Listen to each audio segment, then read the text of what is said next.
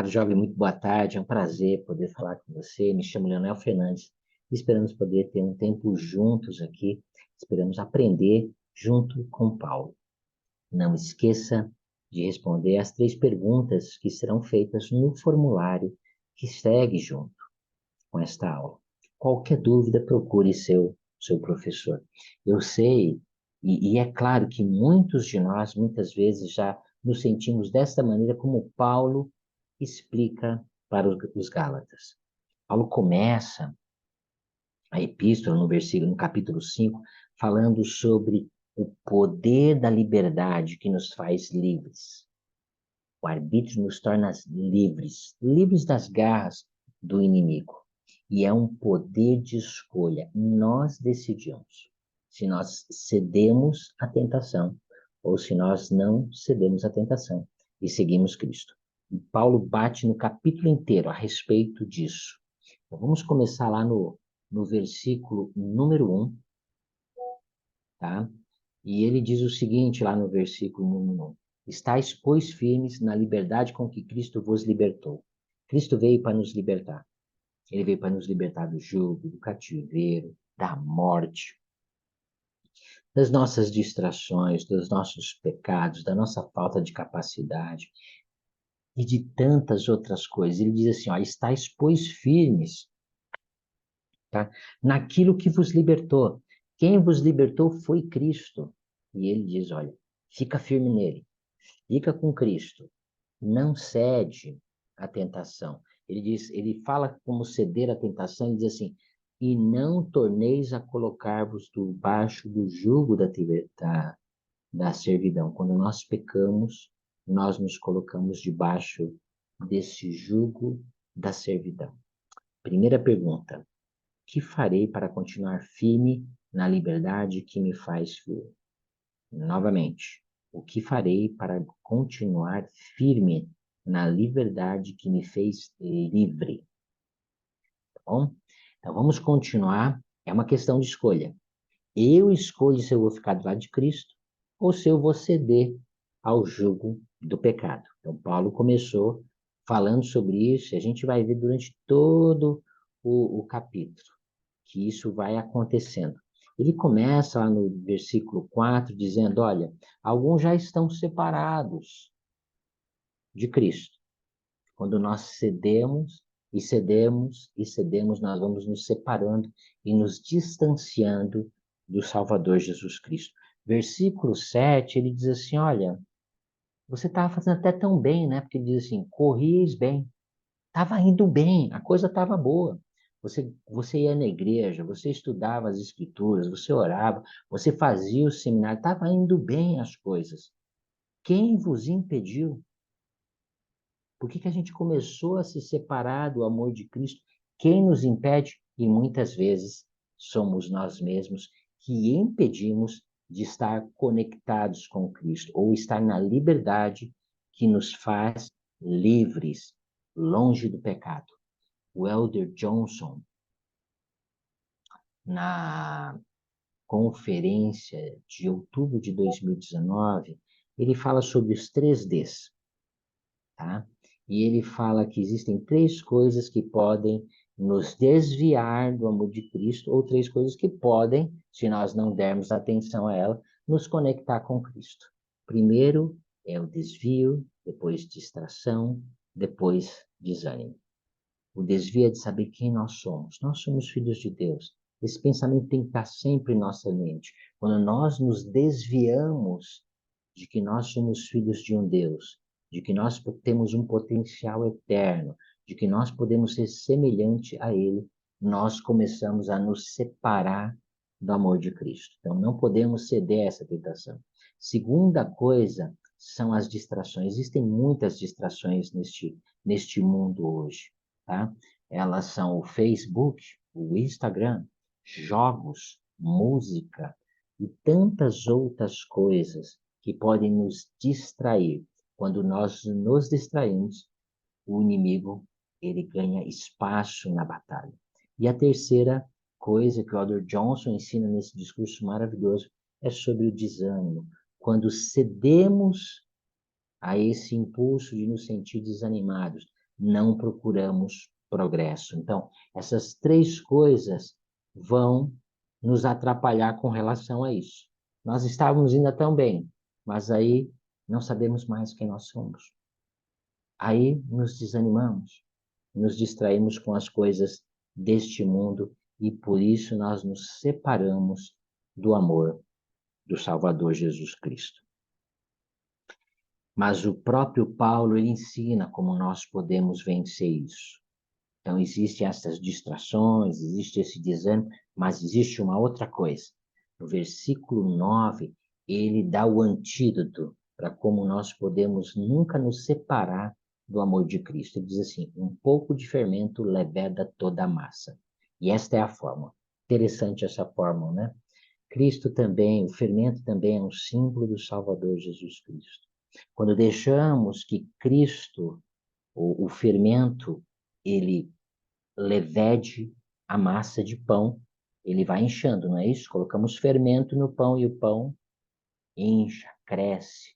E é assim com as coisas do Salvador Jesus Cristo. Quando colocamos Cristo dentro de nós e deixamos com que ele cresça, nós nos tornamos semelhantes a ele. A nossa massa será como a massa dele, né? É muito interessante que o Elder Schutz, na Conferência Geral de abril deste ano, ele fala o seguinte, ele cita o presidente Nelson, o que ele falou no CTM para os missionários, e ele diz assim, mais do que qualquer outra coisa, queremos que nossos missionários tenham a doutrina de Cristo gravada em seu coração, enraizada na medula de seus ossos. A medula é uma coisa muito interessante de se estudar, né? Interessante porque é o lugar mais difícil de se chegar e o lugar mais protegido é dentro da medula. Então ele diz assim, a doutrina de Cristo tem que estar dentro de nós, muito dentro de nós. Então Cristo tem que estar dentro de nós. E depois ele diz como nós podemos fazer isso.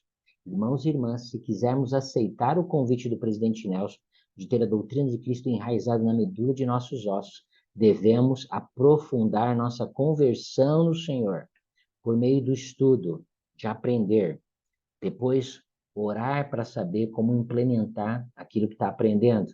Depois, uma vida fiel. Pratica aquilo que você está aprendendo. E quando você começar a praticar, você vai ver que você vai errar. Assim como eu, assim como todos nós.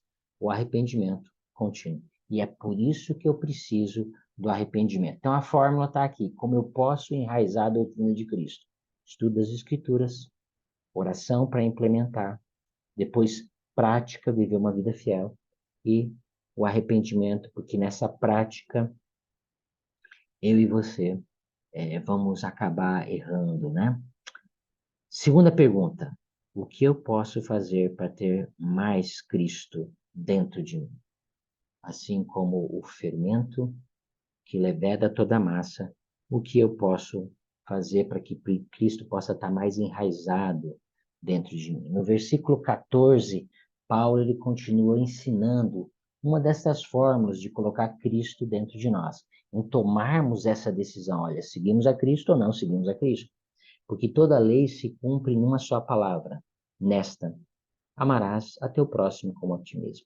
Cumprimos muito bem esse mandamento quando nós cumprimos bem o primeiro mandamento. O primeiro grande mandamento da lei está atrelado ao segundo mandamento da lei. Quando aprendemos a amar a Deus de todo coração, poder, mente e força, o segundo mandamento é um reflexo da vivência do primeiro mandamento. É impossível nós vivermos o segundo mandamento quando não vivemos o primeiro mandamento. Mas quando Cristo é o nosso desejo, quando Deus é aquilo que nós almejamos, é muito fácil. Amar a Deus de todo o coração se torna muito mais fácil. Amar o próximo também, como amamos a Deus. Versículo 16 e 17. E ele diz o seguinte: digo, porém, andai no Espírito, uma questão de decisão. Não cumprireis as concupiscências da carne, né? Essa é uma palavra nova, talvez, para muitos de nós, mas no Guia de Estudo das Escrituras ele diz o seguinte: concupiscência, cobiçar, sensual, sensualidade são sinônimos, né? Desejo desmedido e incorreto de bens e prazeres materiais, tá? É um desejo desmedido de bens e prazeres materiais. Então ele diz assim, olha, andai segundo ao Espírito, não segundo essas coisas que são da carne, porque a carne cobiça contra o Espírito. As coisas da carne não estão ligadas com as coisas do Espírito. O Espírito também não estão ligadas com a coisa da carne e se opõem um ao outro. Então, nós temos um lado de seguir, ou seguimos as coisas de Cristo, ou não seguimos as coisas de Cristo. Podemos tomar essa decisão. Depois ele começa a falar quais são as coisas, as obras da carne, né? E ele fala adultério, fornicação, imundície, dissolução, idolatria, feitiçaria, inimizade, porfia, ciúmes, iras, pelejas, dissensões e heresias, invejas, homicídios, bebedices. No final ele diz, os que cometem tais coisas não herdarão o reino celestial. Caso nós não nos arrependamos, se nós temos algum problema com isso, caso nós não nos arrependamos, ele diz que nós não entraremos no reino do céu. E ceder a estas coisas vai nos tornar incapacitados de entrar no reino do céu. O Elder Bednar, ele ensinou, ele disse o seguinte, como filhos de Deus, herdamos dele capacidades divinas, mas neste momento vivemos no mundo decaído. Os próprios elementos do qual nosso corpo foi criado são, por natureza, decaídos e estão sempre sujeitos à atração do pecado. Pense nessa declaração tão profunda que ele está dizendo.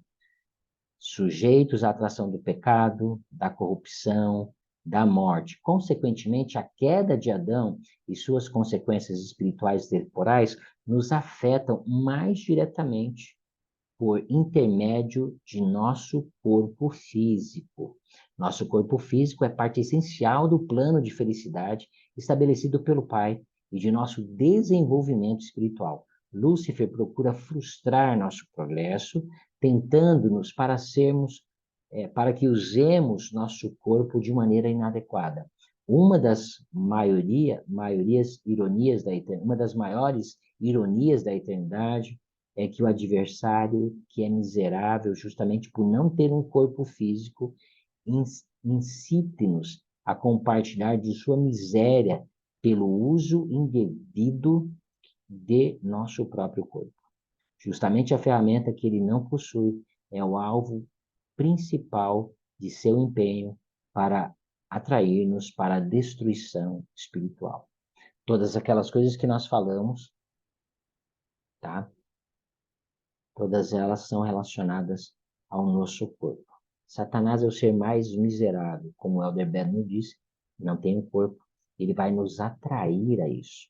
Mas podemos tomar a decisão de não ceder a estas coisas, de estar longe dessas coisas, tá? O próprio Paulo vai continuar nos ensinando as receitas, ele já nos ensinou, tá? Na citação passada, quando nós falamos a respeito do fermento. Tá? Podemos nos encher de Cristo. O que gostaríamos de passar agora é um pequeno vídeo que pode nos ajudar a compreender um pouquinho mais sobre isso, ok?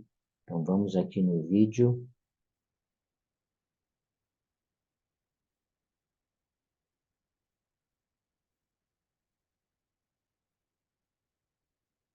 Oi, sou a Cidreis, sou uma filha de Deus e estou me recuperando de uma dependência sexual. Entre minha infância e adolescência, isso se tornou mais que curiosidade. Eu assistia a filmes impróprios, até para minha idade atual, e aquelas cenas despertavam em mim sensações que me agradavam. Passei a buscar tais filmes. Não posso dizer que minha infância foi difícil ou ruim, na verdade foi muito boa, mas éramos pobres e eu não era popular na escola e coisas assim. Eu tinha minhas dificuldades e achei que tinha encontrado algo que me compensava. Os sentimentos de desespero e depressão, de inutilidade e a falta de esperança só se manifestaram aos 15 ou 16 anos. Tentei suicídio aos 16 anos. Foi um grito de socorro. Eu não tinha esperança, me sentia inútil, me sentia suja. Era como se eu estivesse coberta de lama e não pudesse tocar ninguém, pois se os tocasse, eu iria sujá-los. Me dei duas opções: procurar meu bispo ou me prostituir nas ruas, pois isso era o que eu achava que restava para mim. Na época, pensei que a prostituição seria mais fácil e que falar com meu bispo seria o mais difícil. Felizmente, o Pai Celestial e o meu Salvador me deram forças para procurar meu bispo. E esse foi um momento decisivo para mim. Enviei-lhe um e-mail dizendo: preciso te contar umas coisas, mas isso é muito difícil e não sei como fazê-lo. E ele simplesmente respondeu: eu amo você e estarei aqui sempre que precisar. Nunca esquecerei aquele dia, ficará em minha memória para sempre. Foi quando senti esperança pela primeira vez. Eu não sabia o que era expiação antes da recuperação. E eu sabia que ela não se aplicava a mim porque eu estava fora de seu alcance.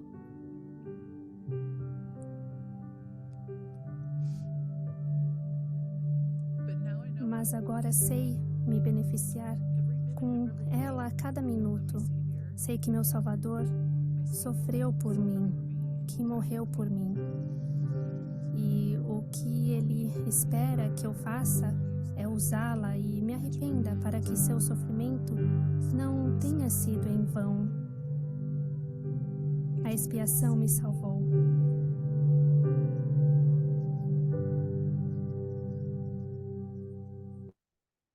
Que filme maravilhoso, explicando daquela irmã que cedeu aos influxos da carne, que tomou a decisão, mas depois também tomou a decisão de não ceder mais a eles, de usar a expiação, de usar Cristo. É isso que Paulo, ele continua ensinando para cada um de nós nos versículos seguintes. E ele diz, no versículo 22, mas o fruto do Espírito é a caridade, é alegria, é paz, é longanimidade, é benignidade, é bondade, fé, mansidão e temperança. Esses são os frutos que o Espírito trazem para a sua vida.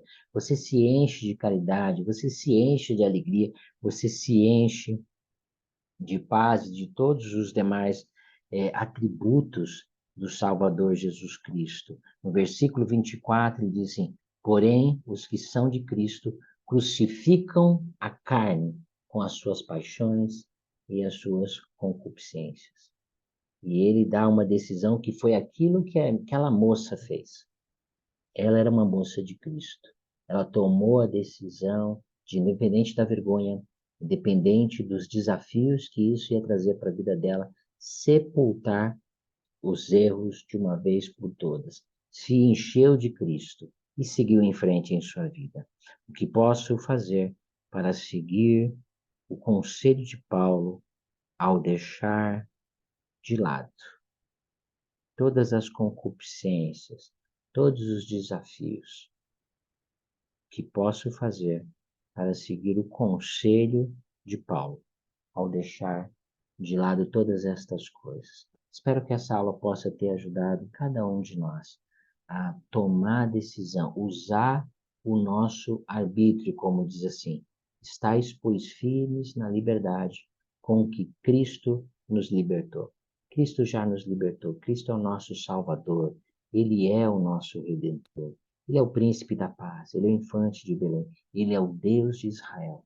Seu sacrifício abrange todas as nossas debilidades, toda a nossa falta de capacidade, todos os nossos pecados. Além de ele poder nos livrar, Paulo nos ensina que é uma questão de decisão. Decidais hoje a quem se vais.